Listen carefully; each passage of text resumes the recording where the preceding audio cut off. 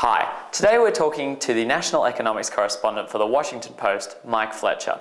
Mike, let me ask you first, how do you think the role of the media has changed in reporting US presidential elections since you first started as a journalist? It's one of those things where it's changed dramatically in terms of kind of the immediacy of things.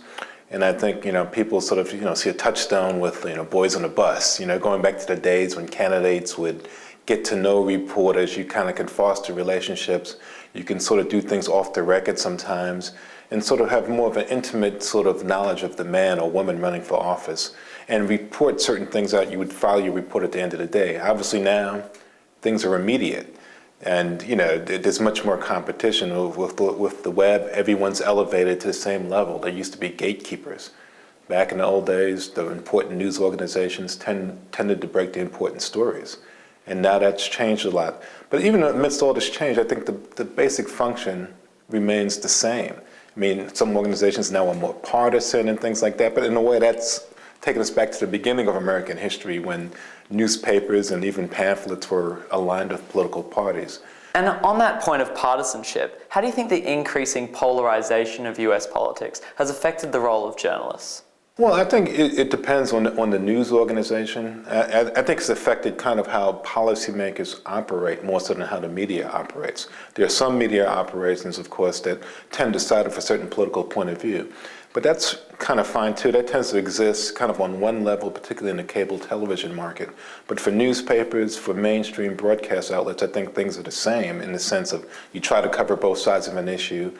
But, there are fewer people in the middle, I guess, to sort of lend a voice of reason. But I think at the end of the day, that affects more kind of the end product of the political process than the process of covering these guys. And do you think the increase in speed in the news gathering process has made it harder for journalists to be objective? I don't think it's affected the objectivity much, but I think sometimes what it's affected is kind of the significance we place on an event. I think it's really hard in the precise moment to know how important some events are. So we have a way, I think, of hyping things when they happen. There are any number of times I can remember stories that started the day at the very top of our website and getting all kinds of comments from people. It's the biggest story of the day. And by the time you get to the end of the news cycle that day, we realize some kind of countervailing factor, something that diminishes the importance of what we thought was an important thing. And that's something we really have to watch. Because I think even though our technology has changed, our function remains the same. But often when we're rushing, people forget the basic fundamentals. I think of a story with Mitt Romney where some website accused him of using a phrase used by the Ku Klux Klan, the old racist organization in the United States, where he says, America for Americans, Mitt Romney said. And some news organizations picked that up without even going to the Romney camp for comment because of this need for speed.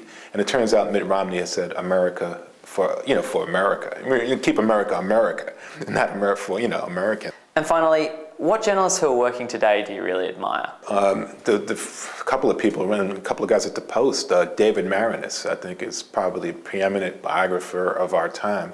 He's publishing a book now about Barack Obama. I found him to be fair, revelatory, a guy who doesn't sink to sensationalism, but also often, gathers sensational facts.